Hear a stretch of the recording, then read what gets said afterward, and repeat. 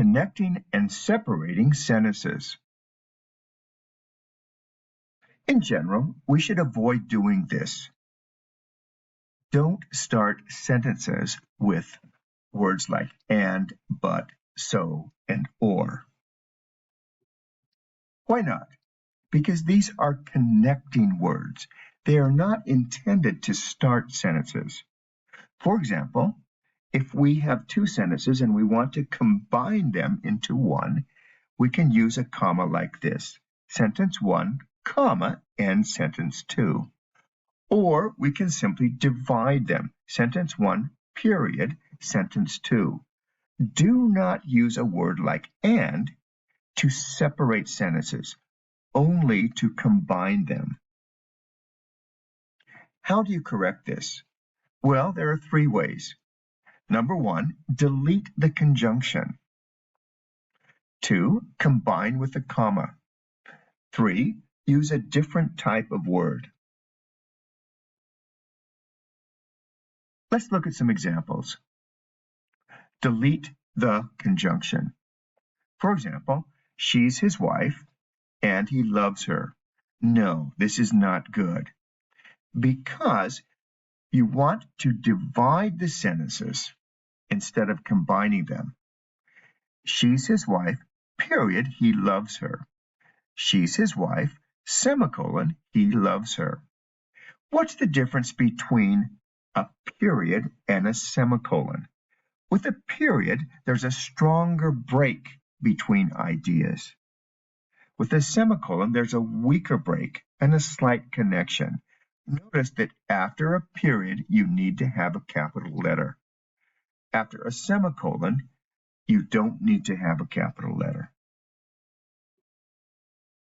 Caution. When you delete the conjunction, you need to change the punctuation. For example, she's his wife, comma, he loves her. No, this is incorrect. Do not splice sentences together in this way. You need to divide them. She's his wife, period, he loves her. Or use a semicolon. She's his wife, semicolon, he loves her. Number 2, combine with a comma. She's his wife, but he doesn't love her. Notice the problem here. The but is starting a new idea. You actually need to connect these ideas, not break them apart. So, what do? Simply put a comma and then a lowercase b. She's his wife, comma, but he doesn't love her. Number 3, use a different word. She's his wife, so he loves her. No, don't do this, and don't do it with a comma. If you want to start a new idea, with a comma like this, you need to change the word. She's his wife, therefore, comma, he loves her. She's his wife, semicolon, therefore, he loves her. You can also say, she's his wife, comma, so he loves her. There are other words that you can use in situations like this. So for conjunctions like and, you can start a new sentence with a word like furthermore, moreover, besides, also, in addition. With but, you can use different words after a period or semicolon, like however, nevertheless, still, on the other hand. With so, you can use words like therefore, thus, consequently. With or, you can use otherwise. There are other ways to do connections using conjunctions. For example, he loves her and he misses her. Notice we have the same subject repeated, he and he.